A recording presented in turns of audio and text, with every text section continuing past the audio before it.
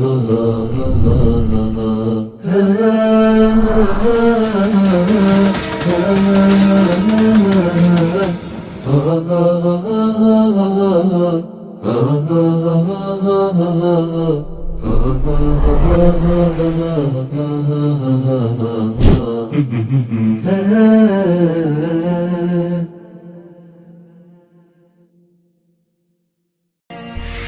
العلا سيروا شباب الأمة، وتكاتفوا ليلوح فجر أجمل، وتسابقوا للمكرمة وحلقوا بسمائنا طرا وخيرا أمنوا.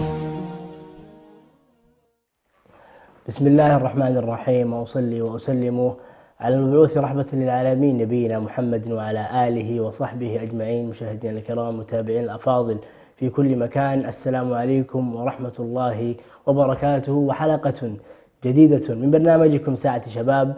باسمكم جميعا أرحب بمن يصحبني في التقديم دائما أبدا، زميلي العزيز أبو صقر أنس بيان. حياك الله يا أنس. أهلا ومرحبا بك عبد الرحمن، وحياكم الله مشاهدينا الكرام في حلقة جديدة وسنة جديدة. أسأل الله عز وجل أن تكون إن شاء الله سنة خير وأفراح لكم جميعا. نذكر مشاهدينا الكرام بأننا لا نستغني عن اتصالاتكم ومشاركاتكم عبر الرقم الظاهر لكم في الشاشة. نستقبل طبعا اتصالاتكم في فقرتنا جلسة سمر، تشاركون أطراف الحديث، وفي الفقرة الأخيرة فقرة سبورتس مع الأخبار المؤلمة لعشاق النجوم حول العالم. مشاهدينا الكرام، ننتقل وإياكم إلى أول فقراتنا لهذا اليوم وجلسة سمر.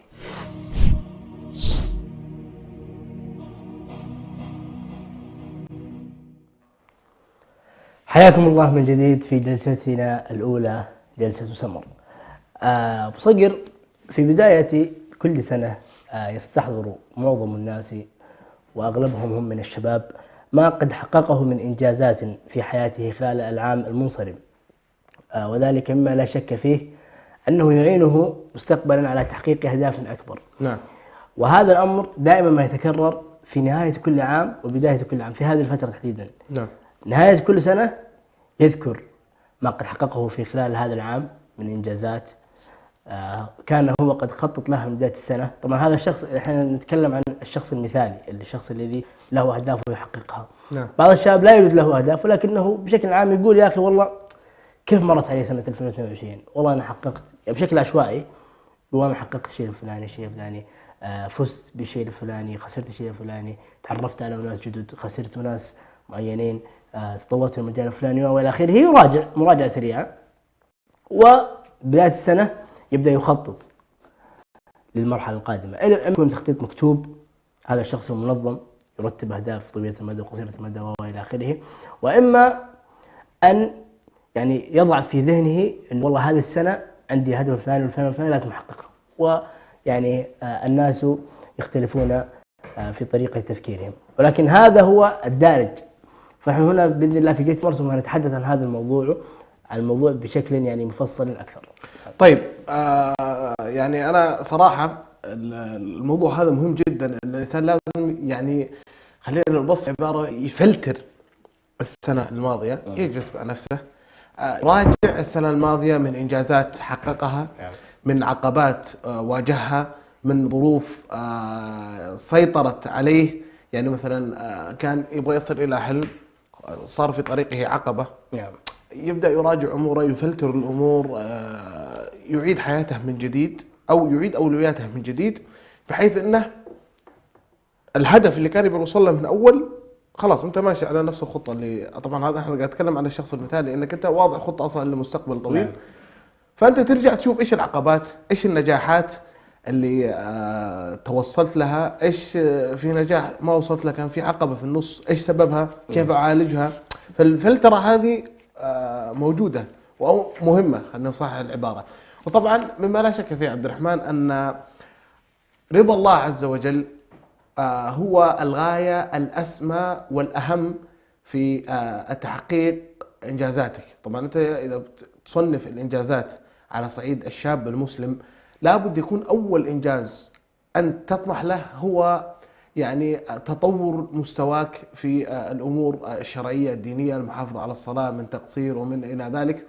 فأنت لابد أنك أنت تنظر لهذا الأمر بشكل جيد، أنه هذا الأمر يا عبد الرحمن هو أهم عنصر تنظر له مع وقت الفلترة للسنة الطافت. ثم يأتي بعد ذلك مباشرة رضا الوالدين. نعم. الذي هو رضاهما من رضا الله عز وجل. هذين الهدفين هما لابد أن يكون نصب عينيك دائما في بداية كل سنة ونهاية كل سنة وفي كل وقت وحين. هذا الهدف والذي يعني تسير به حياتك. وعندما تنتهي من هذه الهدفين أو تضع لهما خطط يعني فعلية، تضع لهما خطط، يعني أما يكون لك ورد يومي من الأذكار، ورد يومي من القرآن، الصلوات الخمس تحافظ عليها بشكل كامل، رضا الوالدين وإلى آخره. هذه كلها أمور عندما تحددها بشكل واضح ويعني تسير عليها، صدقني راح تترتب كافة الأمور الأخرى في حياتك. طيب، عندما نتحدث، خلينا ندخل الآن في الموضوع بشكل جدي، موضوع تحقيق الأهداف وإلى آخره.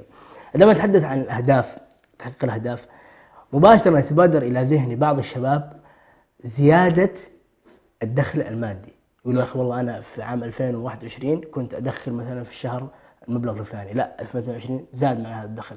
هذا الدخل ممتاز، يعني هذا تطور جيد وممتاز، وهو يعني له من الأهمية بمكان، ولكن الإنجاز وحده لا يقتصر على هذا الموضوع في الإطار الضيق.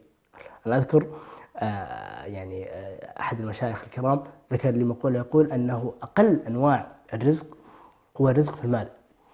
يعني عندما تنظر إلى هذا الموضوع من هذه الناحية تجد فعلا أنه والله يعني من رزق المال لم يرزق كل شيء، وهناك إنجازات أخرى أهم بكثير من المال. وأهم استثمار ممكن أن يستثمره الشخص، وأهم إنجاز ممكن أن ينجزه الشخص هو الاستثمار في النفس. نعم. والتعلم من أخطائها، والتعلم من أخطائها مباشرة يساعدك في المضي قدما نحو تحقيق الأهداف القادمة. طيب، أيضا خلينا دام أنك دخلت في عمق الحديث، خلينا يعني يعني نقول الأهداف تنقسم إلى قسمين، في هدف طويل وفي هدف قصير. الهدف الطويل خلينا نضرب مثال، مثلا شاب متخرج على سبيل المثال يبحث الآن عن زوجة صالحة. نعم. موضوع الزواج هدف يسمو إليه كل رجل مسلم أعزب. هذا المشروع مشروع طويل جدا. فأنت المشروع هذا الطويل لازم تدرس بشكل جيد، يعني أنك أنت مثلا تبحث عن امرأة صالحة لوقت طويل، تسأل عنها ومن وإلى آخره، لا ندخل في تفاصيل عشان لا نخرج عن موضوعنا. نعم. فهذا مثلا على الهدف الطويل. الهدف القصير خلينا نضرب مثلا على سبيل المثال اجتيازك مادة في الجامعة. نعم. يعني مثلا السمستر الأول نزلت مثلا مادة الاقتصاد على سبيل المثال. أنت شايل المادة هذه من السنة الماضية، فأنت الآن عندك فترة 3-4 أشهر. هذا هدف أنك أنت الآن لا تقول هذا الهدف القصير أنا بشيله، خلاص أنا بشيل المادة دي سأجتازها. هذا الهدف القصير. فالإنسان يعني أنت عشان ترتب أمورك لازم تضع، يعني تقسم أهدافك إلى أمرين أو إلى قسمين. قسم هدف طويل كما ذكرت لك الزواج، والهدف الثاني الهدف الثاني هو اللهم صل على محمد، الهدف القليل زي ما قلت لك مثلا على سبيل المثال اجتياز مادة. والبعض يمل من الروتين هذا، يعني البعض قد يكون فوضوي، فأنت أول ما تدخل السنة بأسلوب جديد وما تدري يقول لك أنا بنظم حياتي وبخلي أهدافي الطويلة وأهدافي القصيرة ومن وإلى، يمل من الشعور هذا. فعندما يمل من الشعور هذا، لا أنت بالعكس، أنت ترى ما قاعد يعني الشعور هذا جديد عليك. نعم. فأنت قاعد تمل منه، لكن هذا هو الطريق الصحيح لبناء حياة أفضل وأجمل. نعم. ويعني لا شك أنه يعني وضع أهداف قصيرة المدى وطويلة المدى يعني يخفف من هذا الشعور الذي ذكرته اللي هو شعور الملل. لأنك عندما يكون عندك هدف مثلا ودي أحققه بعد أسبوع أو أسبوعين، راح أعمل على هذا الهدف تحديدا. هذا هدف يساعدنا على تحقيق هدف أكبر، اجتياز مادة ما، يعني نذكر مثلا الاقتصاد، سوف يساعدك بعد سنة أو سنتين أنك تتخرج بدرجة عالية. وبالتالي الهدف القصير المدى يساعدك على الهدف طويل المدى. هذان الأمران يقللان من شعور لأنه في النهاية النفس تمل. نعم. يعني النفس في النهاية يعني جبلت على الراحة وجبلت على الكسل، فأنت عندما يعني ترغمها على أمور هي لا تحبها تشعر مباشرة بالملل. يعني هناك حالة يعني تصيب الكثير ألا وهي الفتور. الإنسان يفتر بطبيعة الإنسان. نعم. أنه يفتر، فبالتالي هذه الأهداف قصيرة المدى كما ذكرنا هي تساعدك على تجديد هذا الشعور يعني انعاش، خلينا نقول انعاش الشغف. طيب هذا أمر يقودنا إلى نقطة مهمة جدا في حديث النبي صلى الله عليه وسلم الذي يقول فيه قليل دائم خير من كثير منقطع. يعني أو كما قال النبي صلى الله عليه وسلم في الحديث. هذه المقولة هي لخصت لنا يعني أمور كثيرة جدا في حياتنا. يعني خلينا نقول إنه هذا الأمر يعني زي ما تقول أسلوب حياة ساعدك النبي صلى الله عليه وسلم عليه. قليل دائم خير من كثير منقطع. ما معنى هذا الكلام؟ معنى هذا الكلام أنك خير لك من أن تحقق هدفا كبيرا في يوم واحد أن تقسمه إلى عدة أجزاء. هذا التقسيم سوف يولد عندك شعورين: أولا شعور عدم الملل، ويساعدك أيضا على الاستمرارية كما ذكرنا سابقا. هذا الأسلوب لو اتخذته لو جعلته عنوان حياتك في بداية كل سنة وبداية كل أمر ما، سوف تشعر بأن هذا الأمر مهما كبر فهو يسير جدا لأنك أنت قسمته إلى أجزاء. يعني هذا الأسلوب تحديدا يعني يتبعه. يعني أذكر في واحد من الشباب أو في واحد من المدرسين الدورات ذكر لنا نظام، والله يعني لا يحضرني اسمه، ولكن هذا النظام نظام عالمي ومستخدم في أغلب الدول وفي أغلب الشركات. اختصاره في هذه الكلمة أنه بدل أن تحقق بدل أن تركز على أهداف كبيرة وتعمل عليها بشكل طويل، لا، قسمها لعدة أجزاء ويعني ارتبها في حياتك بشكل يومي وسوف تصل.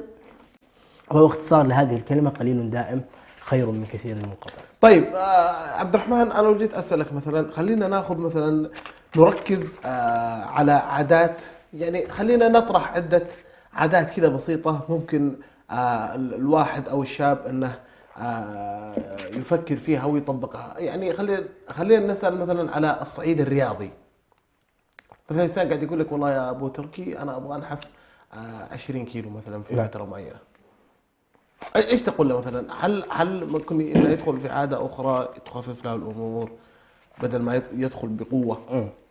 يعني هنا نقدر نقول نذكر نقطه مهمه لا، وهي ركز على خلق عادات جديده بدل من تحقيق التفكير، يعني بدل من التفكير في هدف كبير. بمعنى انه كما ذكرت 20 كيلو ودك تنقصها، لا تفكر في 20 كيلو، اجعل هذه على جنب.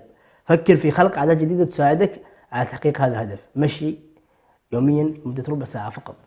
ربع ساعة في اليوم ممكن أنها تروح في مكالمة جوال مع أحد الأشخاص أو مع أحد الأصدقاء.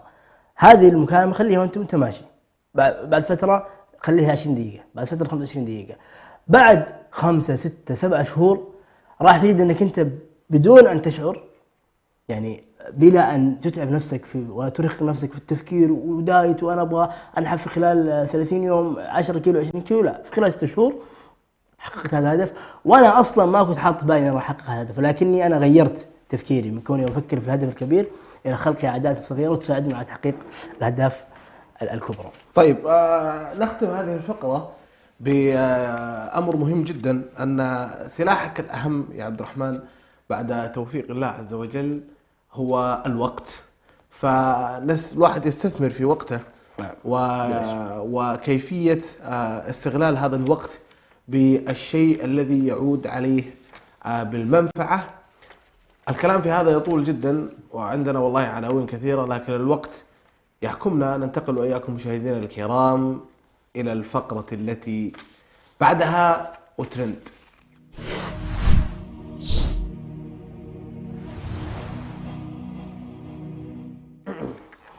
حياكم الله وبياكم في الفقرة الثانية عفوا، والفقرة المتجددة أو الفقرة الجديدة التي ابتدأناها في الحلقة السابقة، ترند. والله عندنا قضايا يعني ساخنة يا أبو صديق. والله يا أخي القضية الأولى هي أسخن قضية موجودة. أي والله هي القضية التي يعني الكل بلا استثناء يتحدث عنها، ألا وهي قضية انتقال النجم الكبير كريستيانو رونالدو إلى المملكة العربية السعودية وتحديدا نادي النصر السعودي. تظهر هنا أمامكم تغريدة نادي النصر السعودي. والله أنا صراحه يوم شفت التغريده دي قلت انها مفبركه. دخلت على طول الحساب يا ولد نادي النصر هو ولا مو هو؟ هو ولا مو هو؟ شوف اللاعب فعلا هل هو ماسك التيشيرت مو ماسك؟ يعني صدمه كبيره جدا لعشاق، اولا عشاق كره القدم، وهناك صدمه خاصه والله انا ما اقول الله يكون في عونهم لمحبين كريستيانو رونالدو. بس كريستيانو رونالدو انا لاحظت امر، انا ترى كنت مصدوم من زيك الان، تاكدت من حساب كريستيانو، عرفت سحبت على النصر رحت حساب كريستيانو. يمكن كلهم متفلين على الرجال اي يا رجل، يعني انا اذكر قبل انتقال كريستيانو رونالدو حساب النصر كان فيه 800,000 ايه متابع.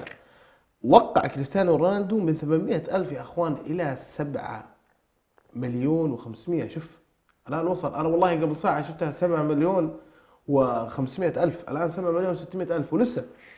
هذا حسابهم في اللسته. هذا حسابهم في اللسته. تابعهم، قاعد تشوف مارسيلو وعدد من اللاعبين العالميين بدأوا متابعة نادي النصر. صراحة يعني أنا في أمر زعلني شوي، خليني بس نفضفض للإعلام شوي. نادي النصر ما تعامل، يعني حسسني كأنه وقع مع يعني نجم عادي، يعني نجم عادي. يعني أنا أذكر أنهم يوم وقعوا مثلا مع تاليسكا سووا فيديو ومدري ايش، ها انا نصراوي، المقطع المنتشر ومدري ايش. انا وقعت مع يعني واحد من افضل لاعبين كرة القدم، مما يكون افضل لاعب يعني متواجد في الساحة الان. ما كان فيه الحفاوة، حتى استقبال المطار قال لن يتم نقله في استقبال المطار، لن يتم نقله على قنوات. اللاعب اللي جايك ما هو بلاعب عادي، لاعب عالمي، لاعب كبير جدا. ويعني صورة مع مسلي رئيس نادي النصر ونزلها واهلا بك في العاصمة ونجم عالمي الى نادي عالمي، يعني كلام تحس انه اقرب ما يكون بانها صفقة. يعني ما ودنا نقلل من قدر احد، لكن مثل هذا احنا نبغى فيديوهات تنتشر حول العالم فعلا. لكن اليوم اعتقد انها ليلة حادة. ليش؟ اليوم سيكون طبعا الاحتفال وتدشين اللاعب كريستيانو رونالدو في ملعب مرسول بارك. تدري يا عبد الرحمن، التذاكر وصلت إلى يعني عدد اللي بيشترون فوق 100,000، فوق 100,000. طبعا احنا اللي بيقول لك لا ما يصل 100,000، ترى عدد مشجعين النصراويين ما يتعدى كذا. كريستيانو رونالدو اللي جاي يشوف التدشين، جاي محبين كريستيانو، مو بجايين المشجعين النصر. لكن مع الأسف أن ملعب مرسول بارك يتسع إلى 25,000 مقعد فقط، والتذاكر يعني كلها ممتلئة ما شاء الله تبارك الرحمن. أعتقد أنها ليلة حافلة جدا لنادي النصر، وحافلة جدا لمحبين، والله ما أدري هي حافلة ولا حزينة لمحبين كريستيانو. أنا لو إني مشجع لكريستيانو أنا يعني الاحتفالية هذه بتكون بمثابة يعني صدمة كبيرة لي يعني. والله يا أخي ولها غصة في القلب. لكن نقول إنه هذا الانتقال أنهى النقاش الذي دار لسنوات طويلة خلال 15 سنة الماضية، كريستيانو رونالدو ولا ميسي ولا كريستيانو.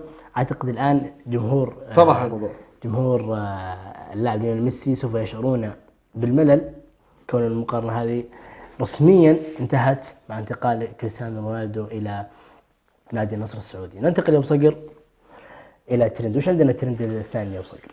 الترند الثاني يا طويل العمر الأحوال الجوية في مدينة الرياض.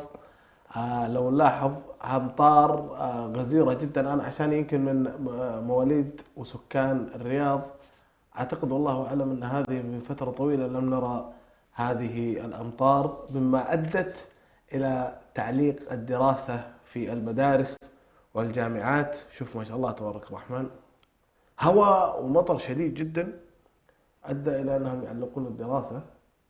يعني الأسبوع الماضي كنا نتحدث عن جدة وعن الجوف وعن المناطق في المملكة العربية السعودية، إلى أن ما شاء الله تبارك الرحمن الرياض برودة، يعني درجة حرارة تصل إلى 9-8 مع مطر شديد وهواء. فيعني الجلوس في المنزل كان هو الخيار الأنسب. أنا ملاحظ يعني على منطقة يعني السعودية بشكل عام، تحديدا منطقة الرياض، هي مناطق صحراوية يعني قل ما ينزل فيها المطر. بالتالي يعني أول ما تجيهم عاصفة مطرية، أنت مثلا لو جيت تتكلم عن واحد ساكن في دولة أوروبية مثلا أوروبا بريطانيا ولا تركيا مثلا بيقول لك يا اخي هذا هذا روتين اليوم الجو اللي واصلكم وعلقتوا عليهم الدراسه والناس طلعوا وصوروا وصار ترند، هو اشبه ما يكون بالروتين. ولكن ليش هو ترند؟ لانه في الرياض متى نزل مطر بهذه الكثافه وعلى مدار 24 ساعه. يعني انا اتكلم انه بعض الشباب يقول لي يا اخي والله 24 ساعه ما وقف المطر، هذه ما قد صارت في الرياض يعني الا ما ندر.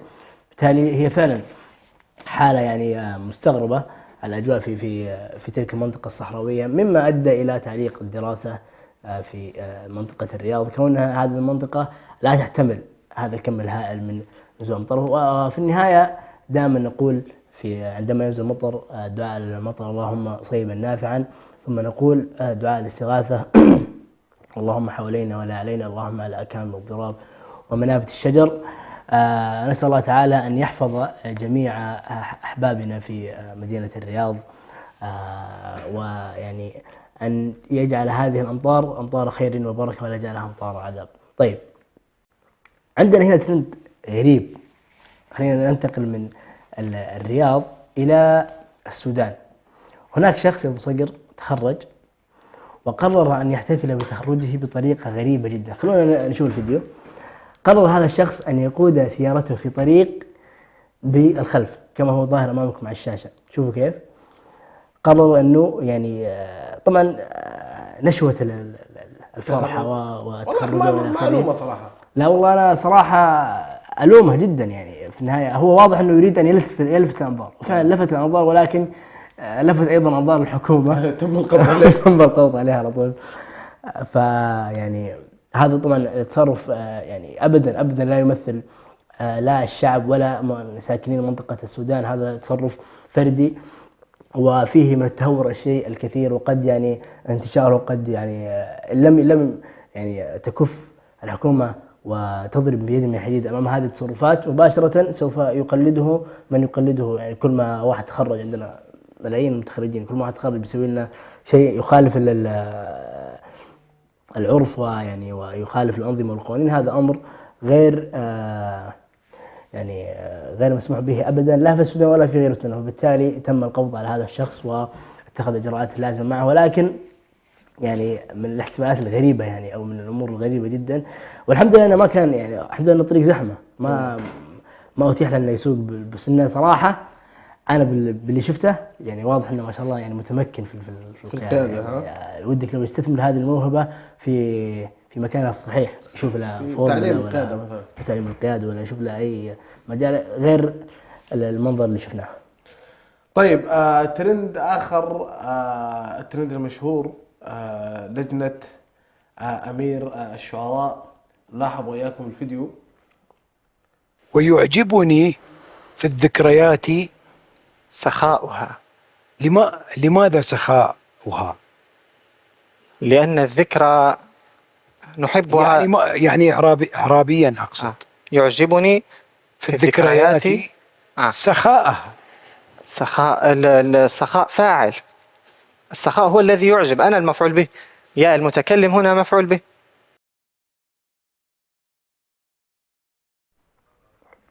عجيب جدا. يعني والله أنا ما أدري صراحة. أنا لو كان هذا الحكم أتمنى أن الأرض تنشق وتبلعني والله.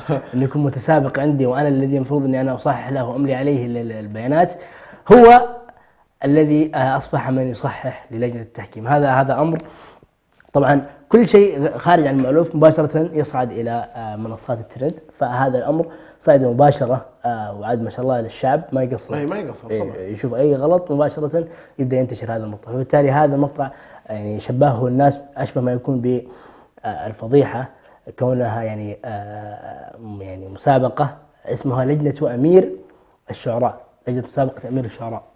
طيب، كيف مثل هذه المسابقة يوجد فيها لجنة تحكيم أدنى يعني أساسيات اللغة العربية، نتكلم عن المفعول به والفاعل والفعل. هذه أمور إحنا أخذناها في المرحلة الابتدائية. يعني كيف أنت قامة وتحكم في مسابقة كبيرة مثل هذه المسابقة وتخطئ هذا الخطأ البدائي.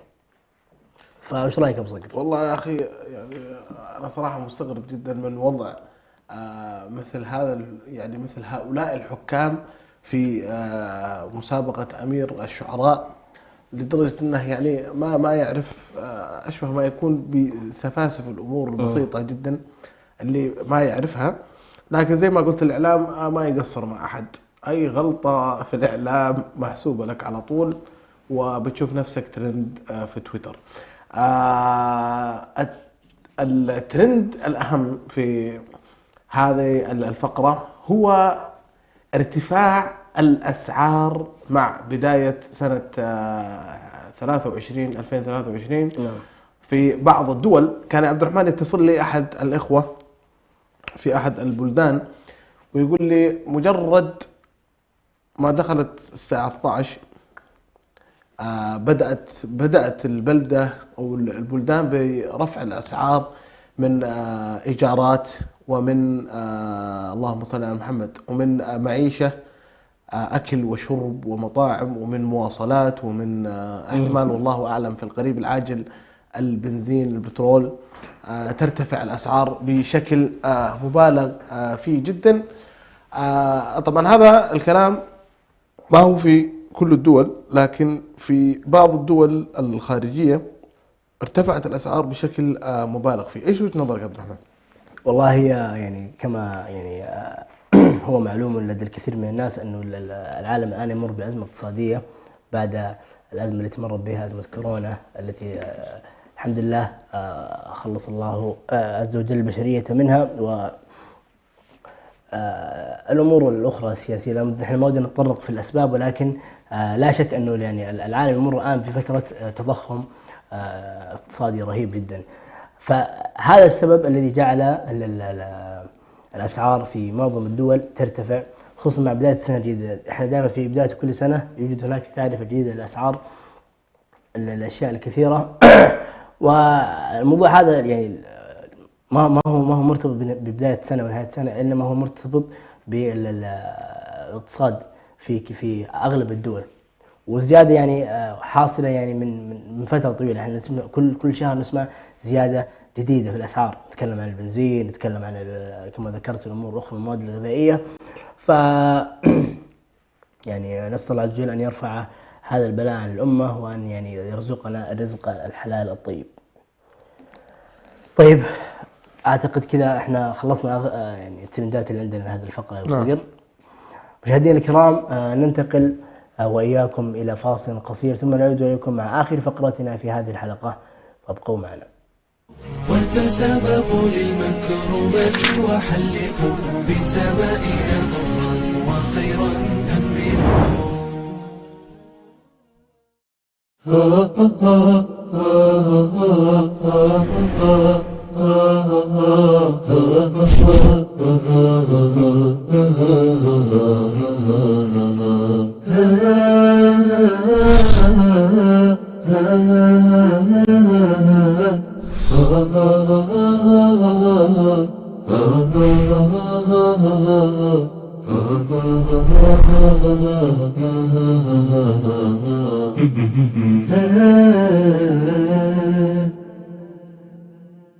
أعزائنا المشاهدين، يمكنكم الآن متابعة بث قناة سلام الفضائية عبر قمر سهيل سات على الترددات التالية: اسم القناة سلام تي في، القمر سهيل سات 2، التردد 11310 في، معدل الترميز 30000. نعتز بهويتنا، نعتز بتقاليدنا، نعتز بديننا كمسلمين إريتريين، نعتز بوطننا وأرضنا. تأتي إحداهن من السفر، إذا لم تبكي في عندها تعتبر مصيبة من المصائب، لذلك تبكي وتهيج النساء ويبكين. حتى لو كان الجواز في جيوبهم، هو في جيبهم ولكن ليس في قلبهم. إذا ثبت أنه والله يؤذي عباد الله، وبل ربما يصل بسحره إلى أن يقتل، فهذا ما في خلاف أن إذا سحره الذي فعله قتل إنسان فإنه يقتل. لكنه لو قال أنه هذا للذكور من أبناء من ذريتي دون الإناث مثلا، هذا قال العلماء هذا وقف جائر ولا يجوز ويحرم هذا الوقف. الشعب الإريتري الآن كثير من الشباب يهرب من بلده، أين الاعتزاز بالوطنية الإريترية؟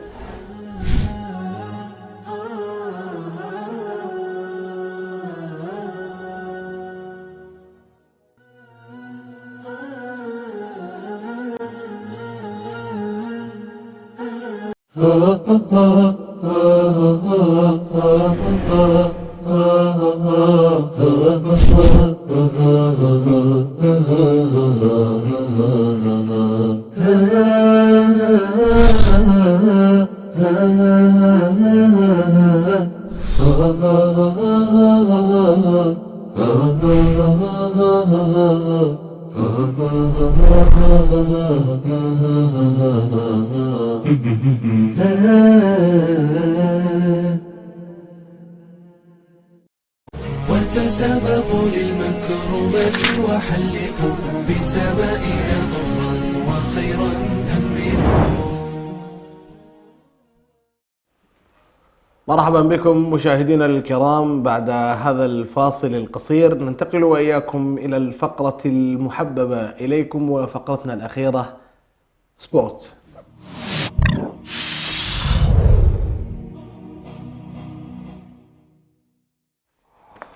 مشاهدينا الكرام حياكم الله وبياكم في فقرة سبورت. طيب تحدثنا يا أبو صقر في الفقرة السابقة عن الترند الأعلى في المناطق الترند الأعلى بشكل عام في العالم، سواء في مناطق الدول العربية وغيرها، ألا هو انتقال كريستيانو رونالدو. الآن تحدثنا عن الموضوع من جانب ترندي، من جانب رواجي. أنا دعنا نتحدث عن الموضوع هذا من جانب فني. هل كريستيانو رونالدو سيمثل إضافة ممتازة لفريق نادي النصر، أم هي صفقة إعلامية فقط ورواجية وهدفها هو يعني زيادة الدخل لدى نادي النصر وأيضا زيادة متابعين الدوري السعودي وتحديدا نادي النصر؟ طيب من ناحية أولا خلينا ناخذها من ناحية مع نادي النصر. ذكرت سابقا أن كريستيانو رونالدو سيفيد النصر من الناحية التسويقية. يعني عدد شوف كم عدد التيشيرتات بس أول ما وقع، كم وصلت عدد المبيعات، إلى أن عقود الرعاية الأصل يعني أن النصر هو من يبحث عن عقود الرعاية. لا الآن أصحاب الرعايات يعني سيذهبون إلى نادي النصر ويقدمون نفسهم من أجل كريستيانو رونالدو. هذا مكسب كبير جدا ودخل كبير جدا لنادي النصر. أما من ناحية فنية مع كريستيانو رونالدو، كلام المحلل النصري عفيفي يوم ذكر أن قوة نادي النصر في الضغط. نعم. قوة نادي النصر في الضغط، لكن مشكلة نادي النصر أن اللاعب تاليسكا ما يضغط. فالآن عندك أنت مثلا 9 لاعبين، خليك من الحارس، 9 لاعبين قاعد يضغطون، وقوة النصر في الضغط على الخصم. لو أضفنا أنه تاليسكا ما قاعد يضغط، أضف على ذلك أن كريستيانو رونالدو ما يضغط، فصار الآن قوة النصر بدأت إيش تتقلص. جميل. أيضا النصر يوم يلعب بمهاجمين، أنت الآن تجبر عمرك أنك تلعب بمهاجمين. عندك أبو بكر راس حربة صريح، وكريستيانو رونالدو رأس حربة صريح، فبتضطر أنك أنت تلعب بمهاجمين. وعادة النصر إذا لعب بمهاجمين 2 يعني 4-4-2 يلعب، كل ما لعب بالتشكيلة هذه مع المنظومة المتواجدة في نادي النصر ما تكون جيدة. لكن أما عن أداء كريستيانو رونالدو، ويعني اللاعب أصلا جاي منطفئ، أتمنى يعني أن نهايته ما تكون سيئة، يعني بغض النظر معه أو ضده من محبينه أو كارهينه، لكن يبقى هو يعني مثل كرة القدم بشكل جيد وأسطورة من أساطيرها، فنتمنى له النهاية الجيدة وأنه يبدع. وهو أنا كنت أسمع تصريح أمس يقول بأني أتمنى أني أن أصبح هداف الدوري، وشكله نسى أن في رومارينيو وحمد الله وإيغالو موجودين متقدمين عليه بتقريبا 20 أو 21 هدف. هل رونالدو يستطيع في هذه الفترة الوجيزة البسيطة جدا أنه يسجل 21 هدف؟ أنا أتوقع ممكن، لأنه كان يسجل هاتريك مع أتلتيكو ضد أتلتيكو مدريد ويوفنتوس، الآن بيلعب مع ضمك والحزم، فأعتقد يعني في لا لو سمحت بيلعب مع ضمك والأندية البسيطة جدا. أعتقد أن دفاعه لن يستطيع إيقاف لاعب كبير زي كريستيانو رونالدو. لكن بالمقابل نادي النصر أعتقد والله أعلم أن الصفقة هذه زي اللي يقول الاتحاد شوف ترى اخذت حمد الله ترى جبنا كريستيانو، وما يعرف ان حمد الله الان لاعب 7 مباريات مسجل 8 اهداف، معدل يعني كل مباراه هدف ما شاء الله تبارك الرحمن. والان الاتحاد ان شاء الله عنده مباراه مؤجله قريب، واذا فاز سيتصدر. فالاتحاد ماشي بمهاجم عبد الرزاق حمد الله، وحنا لا ننظر الى من حولنا من الصفقات، علينا بفريقنا متقدم اللهم لك الحمد الثاني، وعندنا مباراه مؤجله اذا فزنا فيها سنكون في الصداره. حدثني عن رونالدو، ايش بيسوي لك؟ هل سيحقق لك الدوري ام لا؟ ايش وجهه نظرك هذا؟ انا يعني اؤيد كلامك صراحه في النقطه الاولى اللي ذكرتها، الا وهي انه كريستيانو رونالدو الان وصل به العمر الى انه لا يمكنه ان يضغط على الفريق الخصم اذا كانت الكره معه. فبالتالي راح يعني يقل عدد المدافعين عن مرمى نادي النصر. بالمقابل هو بيكون يعني اقل شيء كريستيانو رونالدو عشان تمسك لازم تحط له لاعبين 3 يعني لاعبين واكثر، يعني لاعب واحد كريستيانو رونالدو انه بيخلص عليه، خصوصا انه يعني كريستيانو رونالدو متعود على اجواء اوروبيه، ويعني كان يلعب في الدوري الانجليزي، يعني اخر محطه له كان يلعب في الدوري الانجليزي. فانت عندما تاتي بلاعب من الدوري الانجليزي وتضعه في الدوري السعودي، الفوارق الشاسعه مع الاحترام الشديد الكامل للدوري السعودي، لانه كريستيانو رونالدو يعني لن تكون يعني هذه اشكاليه بالنسبه له. هو متعود، وان كان يعني كبير في السن، وان كان يعني اللياقه يعني ما تساعده بشكل كبير، الا انه كريستيانو رونالدو يبقى كريستيانو رونالدو. لكن انا ارى الاشكاليه الكبرى هي في كريستيانو رونالدو نفسه. هل كريستيانو رونالدو اتى الى هذا المكان تحديدا من اجل المال والمال فقط؟ وهذا الشيء لم نعهده على كريستيانو رونالدو. يعني احنا ما تعودنا على كريستيانو رونالدو اللي يلهث خلف المال، بقدر ما هو انه يريد ان يثبت نفسه ويريد ان يكون الافضل دائما وابدا. فعندما يعني تهيأ لك بيئه خصبه للنجاح مثل الدوري السعودي، الان الانظار كلها عليك، لابد ان كريستيانو رونالدو ان يركز بشكل كامل مع نادي النصر حتى يعني يصل الى النجاح المتوقع منه مع نادي النصر تحديدا. طيب ننتقل من الدوري السعودي يا ابو صقر. بالمناسبه اول مباراه لكريستيانو رونالدو فتكون امام نادي الاتحاد في الله يحييه الساعه المباركه ربع نهائي كاس الملك. فانا يعني اعتقد انها بتكون يعني نقطه حاسمه جدا في مسيره نادي كريستيانو رونالدو مع نادي النصر، كونه هذا اول اختبار، واختبار صراحه يعني صعب جدا. انا ما ادري صراحه هل المدرب راح يلعب اساسي المباراه هذه، يعني هو اكيد راح يلعب. هو جاهز، انا شفت الفحوصات الطبيه قبل شوي، جاهز الرجال. كريستيانو رونالدو جاهز، بس انك تلعبه في مباراه اساس زي كذا انا اعتقد يعني الانسجام راح يعني ينضرب. هي في النهايه رهان، المدرب اذا راهن على كريستيانو اذا نجح وتاهل النصر، يعني ونقول ان شاء الله انه ما راح يتاهل.